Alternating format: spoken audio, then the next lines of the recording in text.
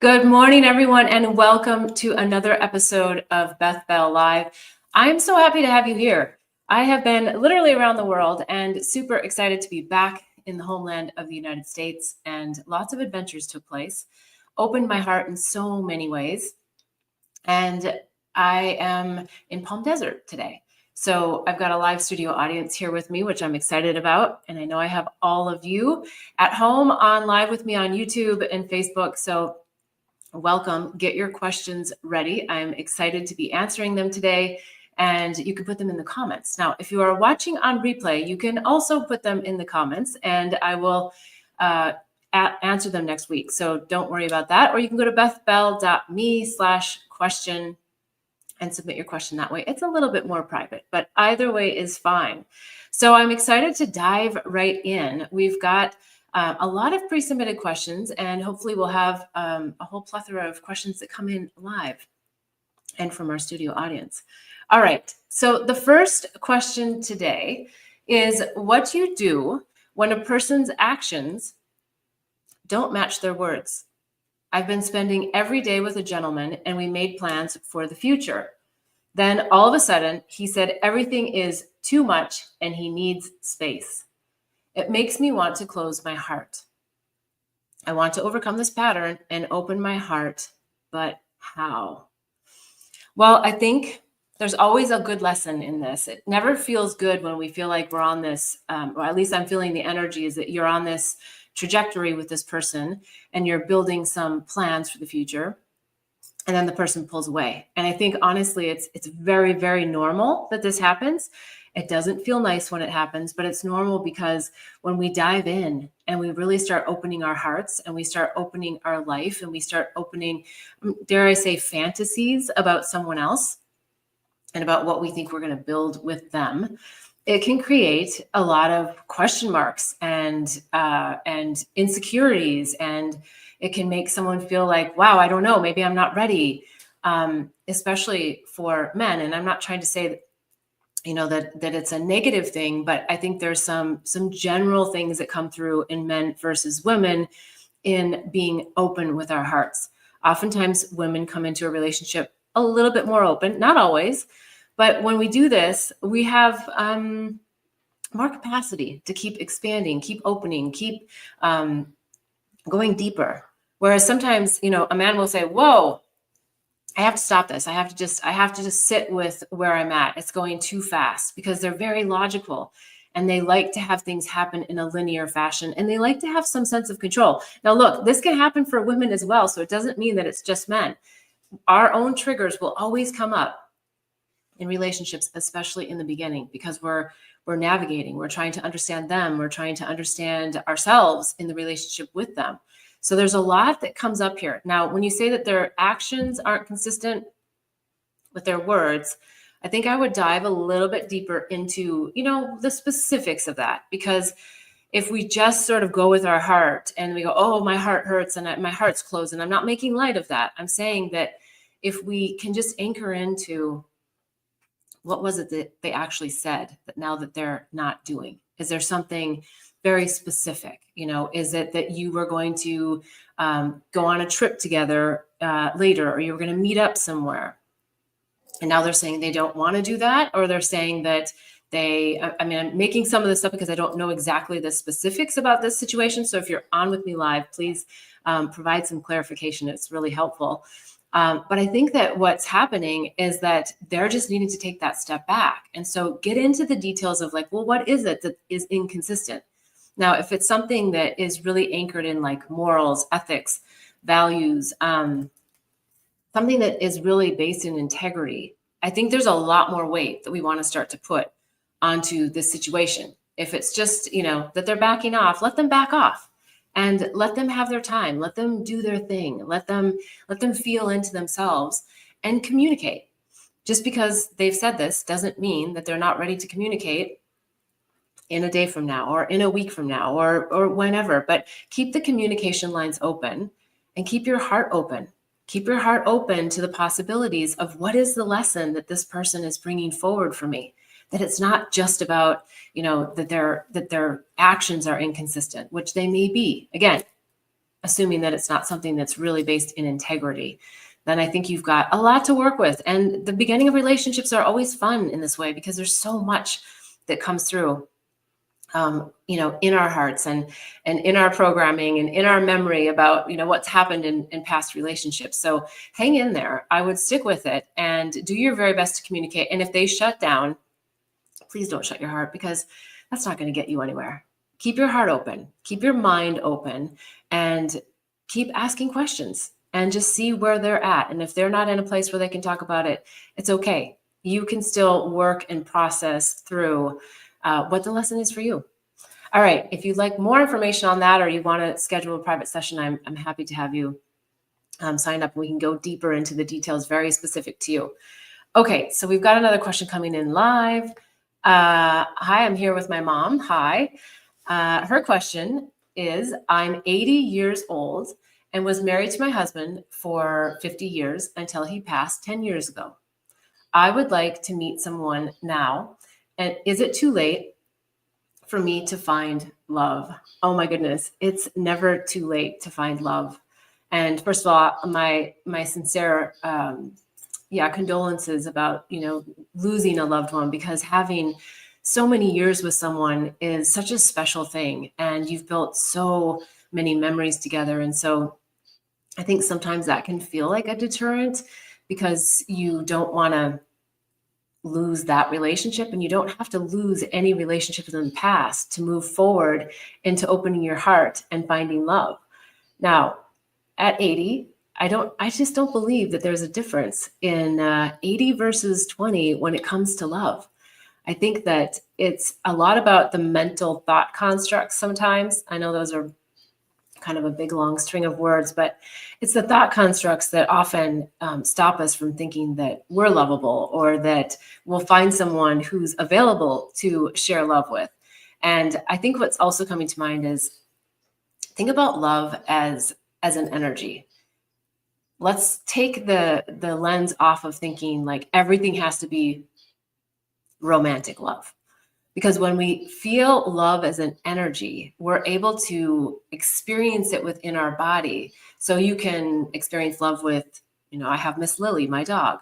You can experience love with a cat. You can experience love with a daughter or a son.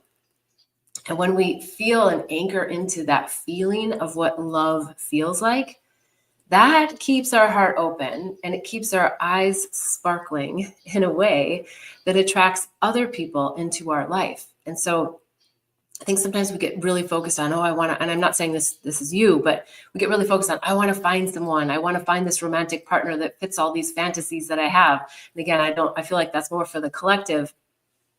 But if you just go back to love, and you just go back to the energy of love, you'll start to emanate that and ignite that pilot light. And so what's coming to me is, go back in your memory bank of when you first met your husband, right? So over 50 years ago, or actually 60 years ago now. And what were some of those fun sparks? What were the fun things that happened? Maybe it was even just the experience of being with them on that first date. Maybe it was the excitement of bringing a child into the world. Like, what were those points where you were just like, oh gosh, I just feel such enormous love for this person, and cultivating that and bringing that forward to today in a very positive way. Granted, I know sometimes that makes us miss those loved ones that have passed, or loved ones that maybe haven't passed but are still, not in our life right now, because we've broken up with them. It's a relationship that didn't come to fruition for a long-term, forever relationship. And really just feel into the excitement of what that feels like and transfer it out there into the world. And people will start to notice. Okay, this is another example of oftentimes what happens. Like, so if you are in love, like let's say for anyone out there that's like newly in love, you start to get more and more people that come up to you because they can just feel that love emanating from you, and interesting things happen. And oftentimes more people are attracted to you, and you start getting more dates because you're in love. And it's like, wait, I just went through this, I'm making this up, but this dry spell of no one to date. And then all of a sudden you've got 3 and 4 people that are interested in you. And that's because of the energy of love and you feeling love within you and knowing that it's coming from you, not from someone else. So absolutely. 80 is a beautiful age to be. And I think that love is out there and available for all of us at any age. So hopefully, hang in there. And hopefully you'll be back on the show and you can share later on if love has found you at some point in the future. All right, let's go on to the next question. And we have a live studio audience. So if anybody here in the audience is interested in jumping up to the mic, please feel free to do so. Okay. Thank you. She is inspired by your work. Oh, thank you. I'm so happy you guys are on with me live. I love these questions. And if another one comes up, please feel free to pull it forward. Okay. We have a question? Great. All right, let's do it. Darling, would you mind to get me a glass of water? I forgot to bring some water. Thanks. Okay. Welcome. Hi. I'm so happy to be here. This is awesome.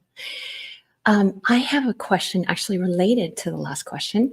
How would you respond to the end of life for a wonderful family member who is terminal and going to be passing, and some people in the family are extending the life longer than the person who wants to terminate their life? They know that it's the end, Okay. and there's some family members that don't want to let them go. And are really fighting about that, and that it's causing some issues in the family. Yeah. Wow. That's a tough one. It's a big one. Yep. And let me just make sure that I get it right, that the Okay. person that's passing Yeah. is okay to be passing and would Yeah. like to actually pass.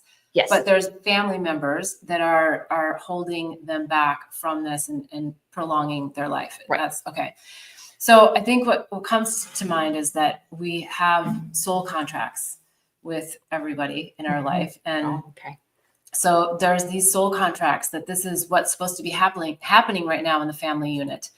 And that a lot of people don't know that we have eternal life. A lot of people don't know that our own personal soul contracts are that we're going to leave this planet in a certain way. So this person has said, before coming in, I'm going to leave. Potentially early. I don't know the age, but I'm sure it's earlier than what they thought they were going to leave. Well, he's older actually. He's had a wonderful life. Okay. And he's Oh, 86. Yeah. And he's had love in this last few years. So related to the first question as well, he found love again at 85. Oh, I love that. So which is really quite related to the Yeah. last question as well. So yeah. Yeah. Oh. And so I think what comes forward is that for him to really share with the family, and I'm sure he's done this, but to continue to share, I have lived a beautiful, fulfilled life. And for you, because I feel like you're very intuitive and you're very expanded in your consciousness, to bring forward this opportunity to talk about eternal life and to talk about the fact that you really know that when we die, we're actually not gone. Yeah. And so it feels like that's like the family dynamic connection, is that this is providing a really incredible opportunity to have conversations that you wouldn't normally have. And I think for you to also be able to share your knowledge, possibly in a way that you haven't felt you could share before, because I feel like there might be some differences in understanding Philosophies, the afterlife, Yeah. a lot of this. And so because of that difference, it feels like there's a little bit of hesitation from you. Like there's like the word excitement's coming to me, but I don't know if I mean it in that truest sense, but excitement that you have so much to share. And I feel like you're kind of tiptoeing a little bit on like. Exactly. Like I don't want to be saying something that is going to upset anyone. So I'm trying not, I'm treading lightly. I don't want to step on toes. And I think the message is don't tread lightly. Because your piece in this soul contract with your family is to shine your light brightly. And it's also going to push you a little bit, but in a good way, meaning you're going to feel like this little bit of uncomfort of, I'm going to share this. And I know that some people in my family are going to be like, she's crazy, or she doesn't know what she's talking about. Right. Yeah. And honestly, that's what we all deal with on this awakening spiritual ascension journey, is that everyone's at a different place. And it's not about judging someone for like not being there. It's about loving them for exactly where they are and knowing that there's a good chance that they're not going to be able to understand where we are. And that's where the scariness is always there, because we know what we know, but we can't always prove it. We can't always deliver it in a way that our loved ones are going to get it, because they're just not there yet. Right. And so that's where I think we're always called to just have that love and acceptance for everyone that's in our life. Now, of course, if they start to do something, which I'm not getting this energy at all, but like if they started to say things that were very destructive to you and made you, lose your energy and your light, then I would say, okay, back away from, from those conversations with that person. Exactly. Right. Because they're not ready. And so it's not like, and I know you know this, but not pushing our knowledge on others, but it's sharing from the heart, knowing what you know. It just feels like it's one of the most beautiful times for your family to experience this. Yeah. Well, I'm just hoping we can move past it. It's a scary thing for some people to let go, because they feel like they need to hold on, because this is one of the last people in the family dynamic to be passing, and the mother's passed, and they're holding on really tight. Yeah. So thank you. Yeah. And one other thing that comes to mind about that is that, and I get why people want to hang on. It's tough because we feel alone in the universe sometimes. And that family connection and that tie, especially if this was a really strong masculine figure in the family dynamic, that creates like the anchor that when that anchor is gone, it's like, whoa, what do we do? Yeah. And so that's exactly. Yeah. So I'm feeling that. And I think one other thing that might be helpful if your family's open to it, and if not, you could also do this yourself, but there's something called family constellations. I talk about this a lot because I just love this modality.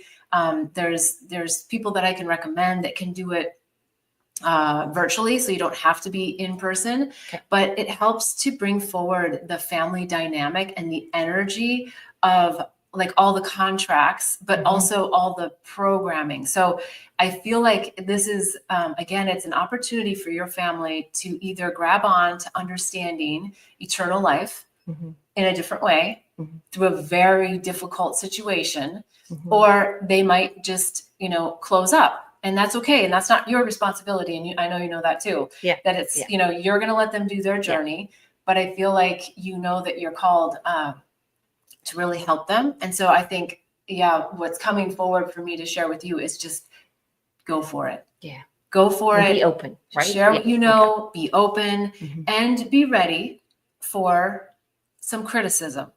Yeah. And that's because that's coming. That's what, otherwise you would have just been like, blah, blah, blah, right? You would have just been sharing all along. And that's just so normal.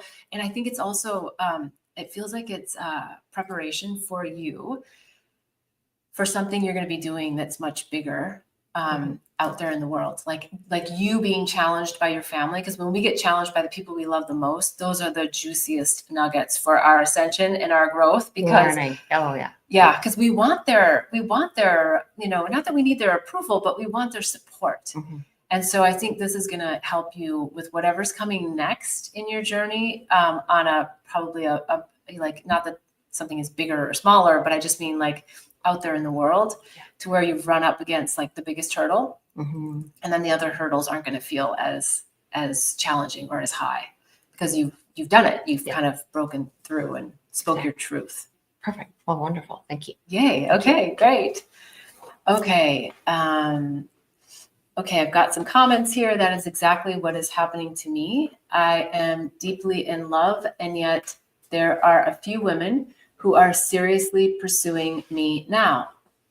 Yeah, well, that's how it happens, because the energy is out there, and people can feel your open heart. People can feel you breaking through some of the ideas about love that you had in the past. And so now it's just how it works. It's actually a really beautiful thing. And I think what's also beautiful is that it challenges you as a person to say, how do I really feel about this new person in my life? Is this the person I really want to be with? Because if you're questioning any aspect of that, or you're questioning like, oh, the other women that are now attracted to me, if you're thinking about going into some communication or some kind of a relationship with them, then I think it says a lot about where you're at with your new person. So it's a really interesting and good challenge for you to know, like, am I anchored in this? Like, is this new relationship the right relationship for me? Because if you're having any doubts, and if you're opening up the lines of communication with either past lovers or new people that are coming into your life, then you're potentially not that committed to the new relationship. And so I think that's a really good test. For you to see where you are in your heart and your mind, and how you feel about this new person in your life. Okay, I simply find it amazing. Yeah, amusing. Sorry, I need my glasses.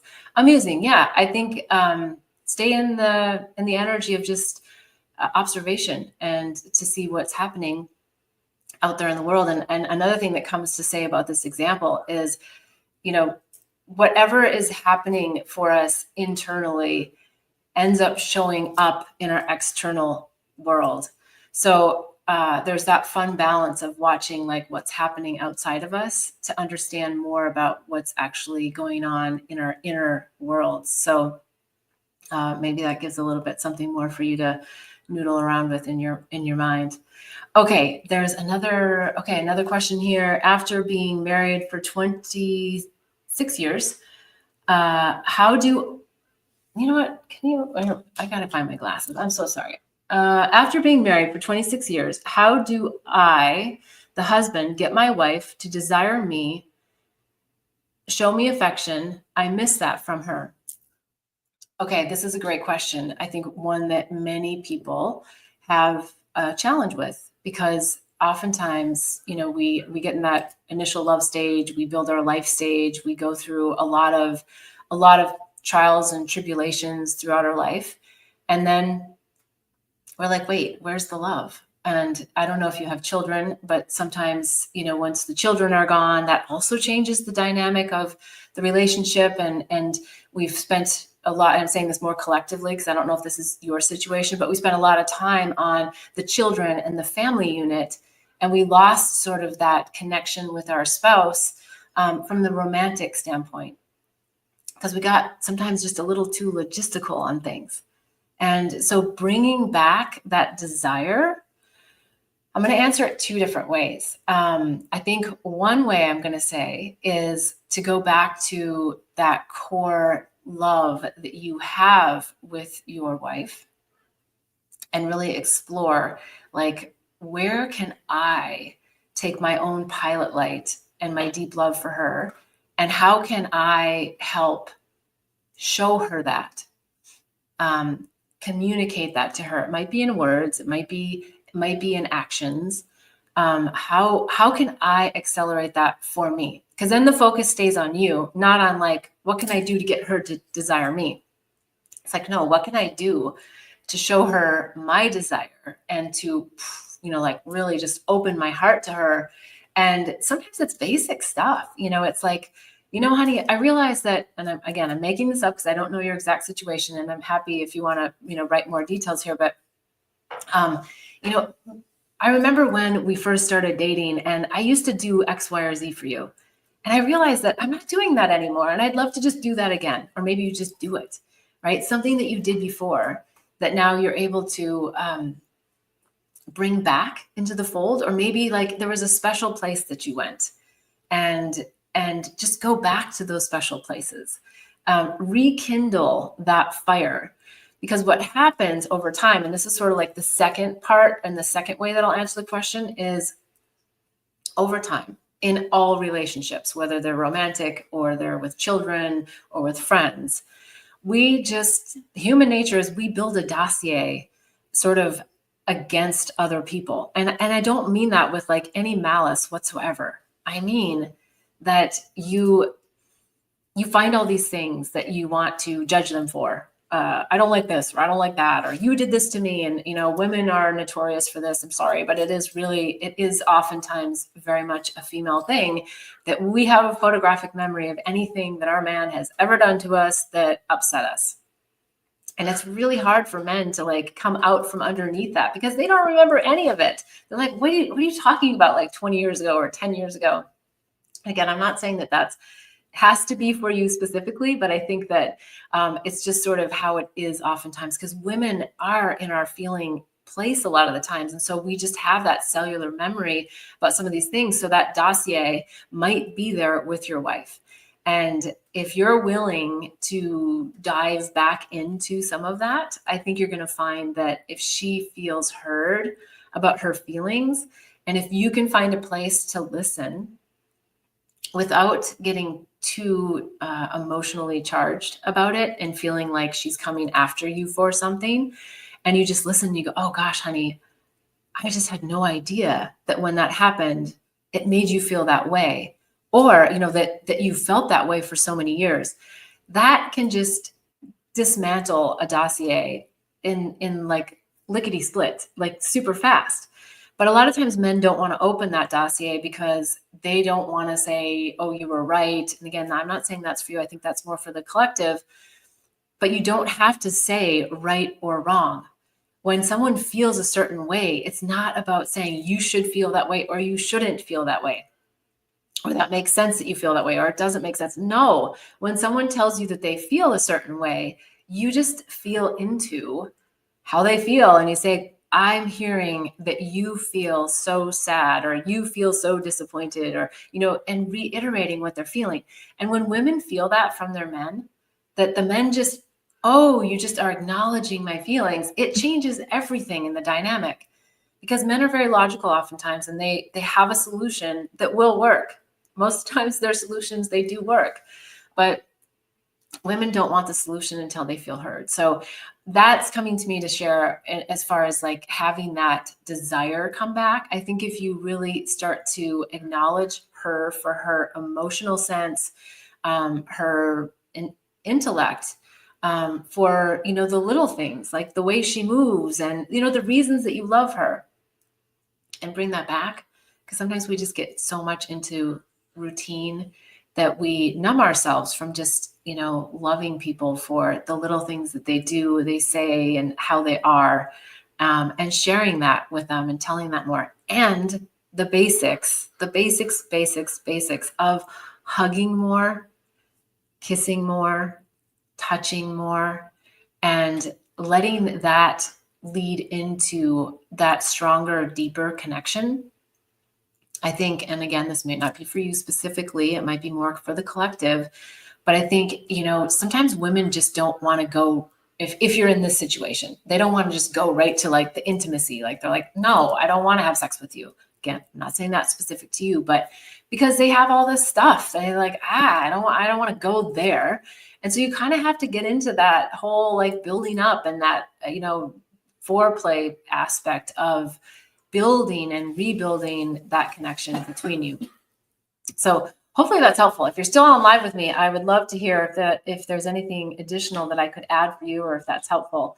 And you can always schedule a one-on-one and we can go deeper into exactly what's going on for you. But I think first of all, I also just want to say, thank you so much for asking that question, because I think that by the fact that you're asking the question, it means that your awareness is so in the game and you're so ready to build a new relationship and with your wife, same person, but a new type of relationship, or to go back to something that was really passionate before and has just lost maybe a little bit of the luster. And I can't wait to hear if when the sparks fly again between you. So hang in there. All right. Do we have any other questions on the live audience? I've got a ton that are pre-submitted, so let's just keep going on. Or if we've got someone else in the live audience that wants to ask another one, you're more than welcome to do so. Okay. My boyfriend and I have been dating for a while, and he's recently said he's all in after some rocky episodes.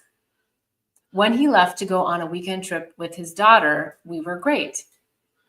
He called a few times, but now I haven't heard from him in over 24 hours. It makes me wonder how he doesn't see returning my calls or texting me a normal thing to do.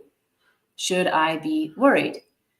The past predicts the future oftentimes. So I would say, is this normal that you go through this rocky bit and then he's all in and then you hear from him and then you don't hear from him? Is that sort of a normal pattern? If it is, I would say, well, I don't know if I'd be worried like from like a, are they okay physically standpoint? But I think on an emotional standpoint, I'm not going to use the word worried.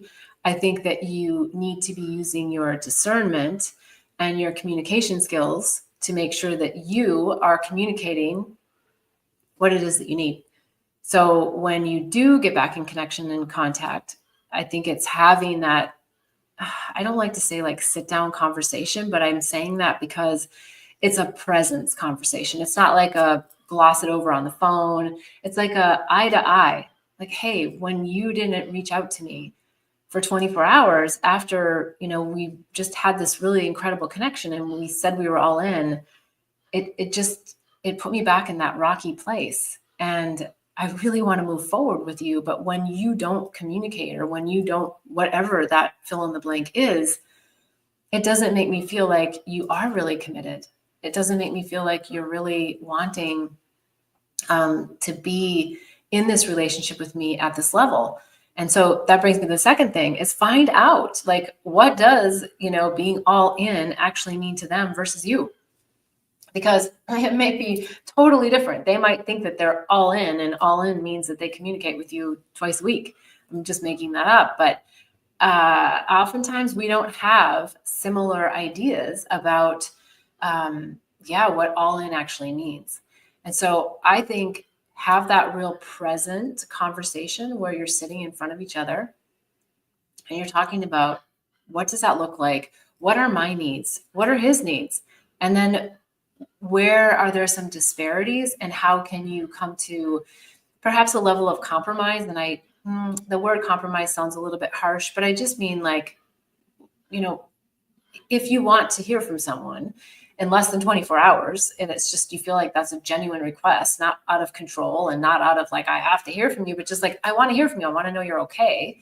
That you set that communication. And then the other person knows, oh yeah, okay, this is actually a big deal. Because to them, they might be like, yeah, I'm out on an adventure, I'm busy, I've got things going on. And so I just didn't think I needed to call you.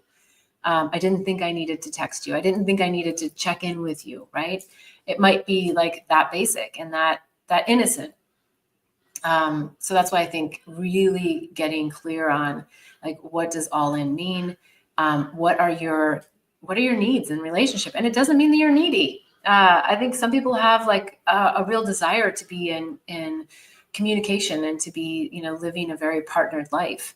And other people are very, very independent and don't have that same level of desire to be in communication. So I think that's also something to understand now, especially if the relationship is still new. You want to know, because you don't ever want that person to feel like they have to check in with you. It's like you want to just be on the same wavelength as far as what all in actually means. So, all right, great question. And I'm happy to elaborate further if you'd like, and you want to schedule a one-on-one with me.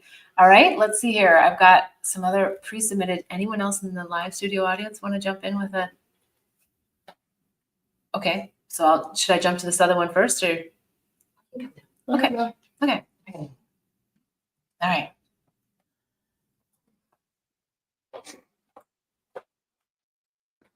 Hello again. Yeah. Another question. This is a little bit related to the last one. However, I've been married a few times, and I find that each person that comes into my life is there for a reason. Mm-hmm. And I learn, and then I have this beautiful relationship, and then it kind of comes to an end. And then I move on, and my life changes again, and then I'm in a different place. And relation of the question is, do you believe that these soul mates that come into our life are here for a reason, and we learn lessons from that, and it's part of our learning through our life that we iterate into a different being, right? And I'm finding that I'm changing with each person I learn these lessons from, and I'm changing, and I become a different person again. And then I'm growing from that into someone else. Yeah.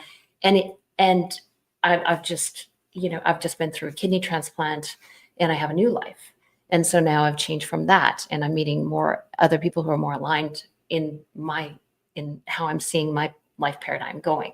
So do you believe in that soulmate contract that we have with other people, that they come in and out? Or do you think I see other people in long-term marriages where they're very unhappy and, they may have needed to move on and they haven't. And I've seen that as well. So I don't know if this is exactly a question related, but how do we navigate long-term relationships and having our own spiritual alignment? Yeah. Really. Yeah. There's a lot of good, juicy stuff there. And I would say that two ways to look at that. One, sometimes we go from a partner to partner to partner to learn the same lesson because we didn't actually get deep enough into the lesson. And there's a pattern.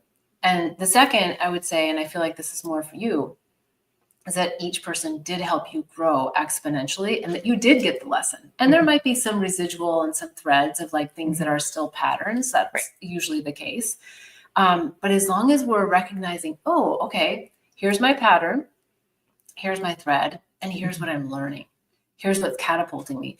I think society today, I know a lot of people will want to potentially disagree with me, but society today places way too much emphasis on marriage, way too much emphasis on special relationships.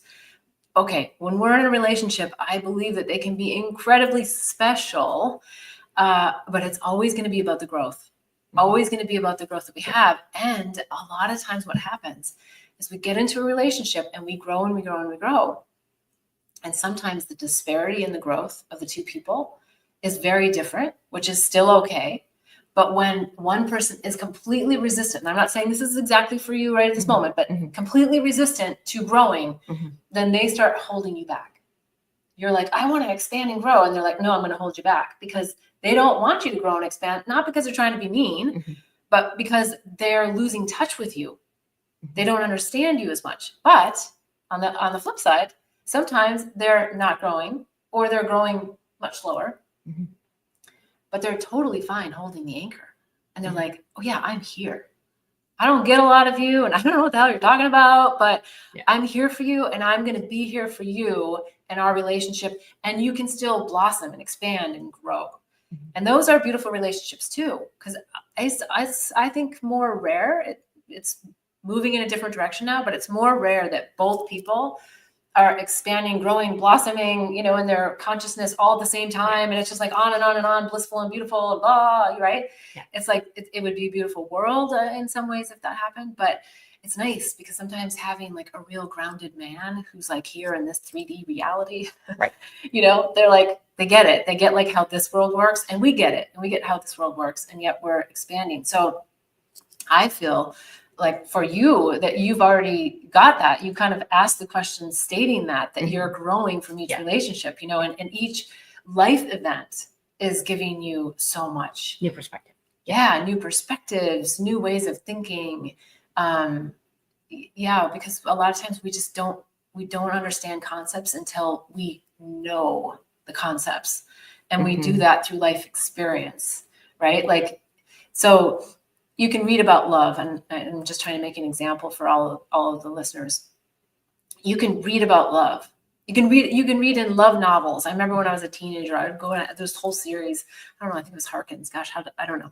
But I read all these books. But until I had that first love experience, like, oh my God, then it was like, then I knew.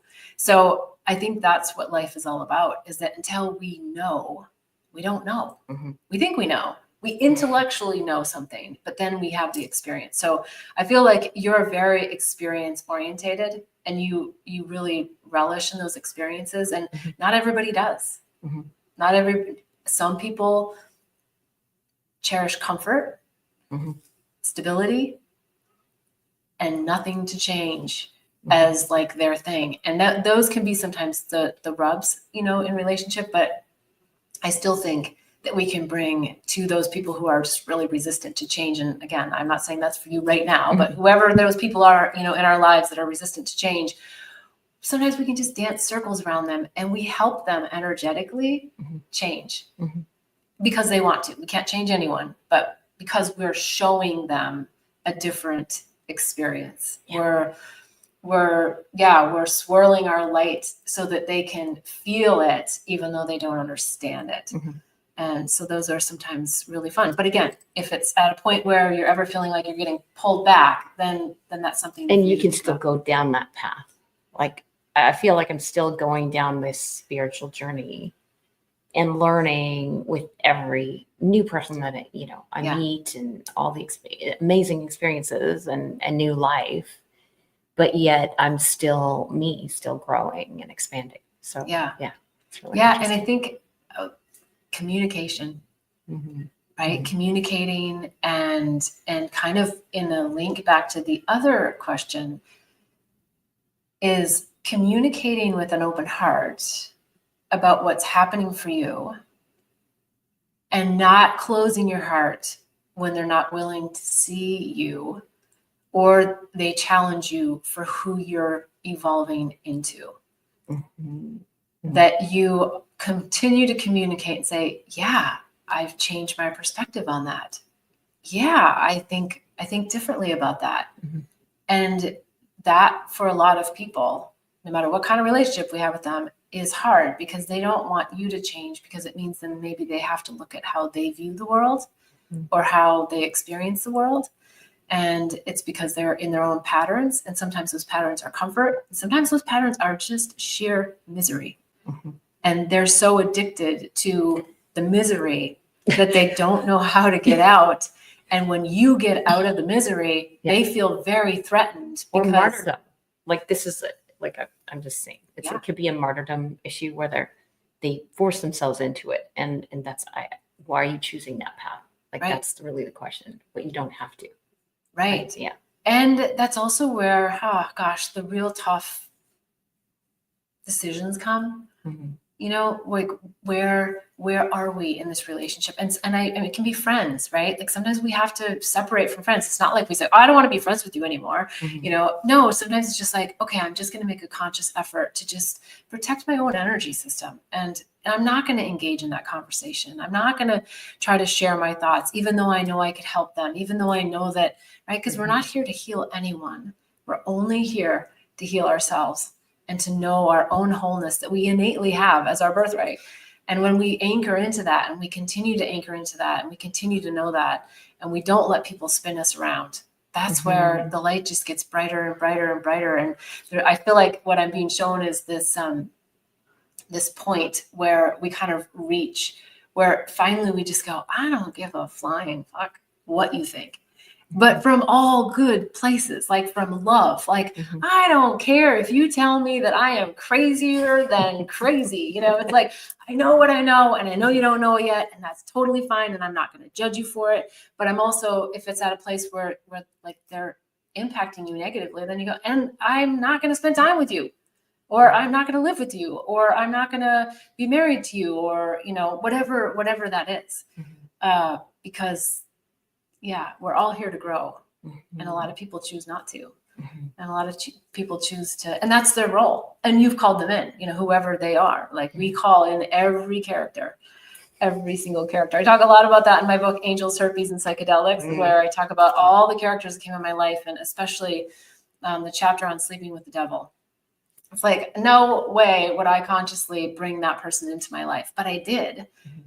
On a soul spirit level, because I needed to understand the depths of that sort of that empath, narcissist, healer, 3D person relationship, and how slippery it can get, and how we really can get eaten alive if we don't use our discernment, and how dark other people actually can be.